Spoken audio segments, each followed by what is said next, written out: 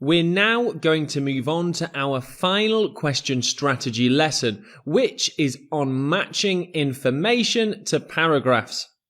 I'll say from the start that this question type often gets confused with matching headings to paragraphs, but there are some subtle differences that you should know.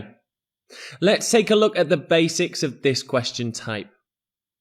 So, as you may be able to guess, in this question you will need to match statements to paragraphs.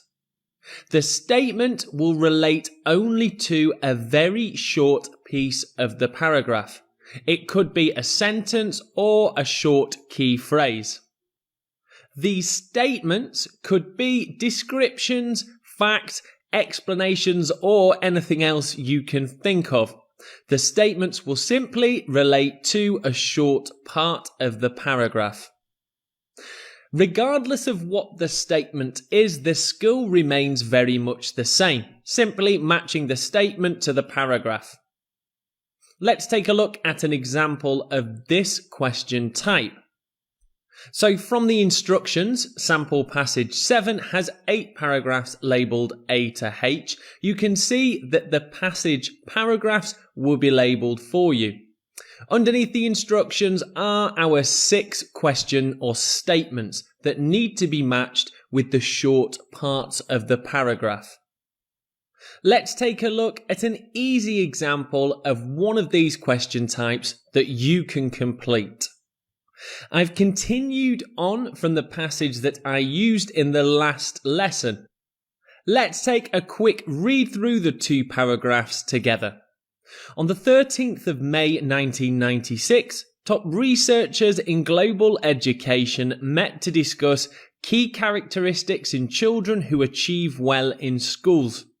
Elshout, a famous researcher from Norway, suggested that help given from a close family network was the biggest factor in gifted children's progress. However, not all attendees agreed with Elshout. On further discussion, many academics argued that feedback and discussions about progress played the largest role in academic progression. Many Western researchers also argued the quality of feedback played a pivotal role. So there we have our 2 paragraphs, and in each paragraph there are at least 2 or 3 pieces of key information. I'm now going to show you 2 statements that I would like you to link into the paragraphs. Let's take a look at the statements now. So A, how well a teacher shares goals and targets with a student is highly important. And B, a summit was held to discuss academic excellence. I would like you to match these statements with the paragraph and the part of the paragraph that is paired with it. I'll give you some time to do this now.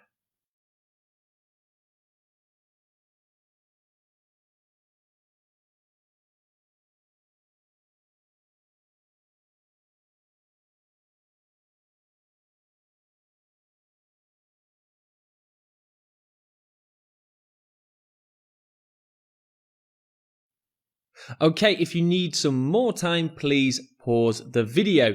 I'll now show you which paragraph and the part of the paragraph that links to the statements. So here are our answers. Statement A is paired with paragraph 2, specifically the last sentence, but your answer would be A and paragraph 2.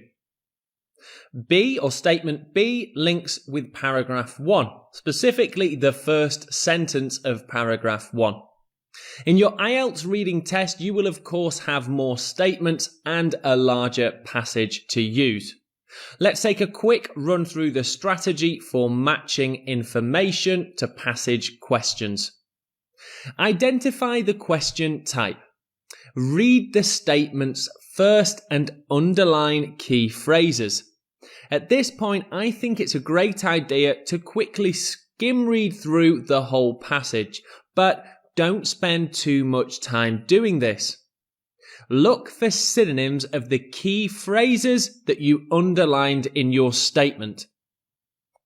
Match the statements against the passage, or specifically, the lettered paragraphs.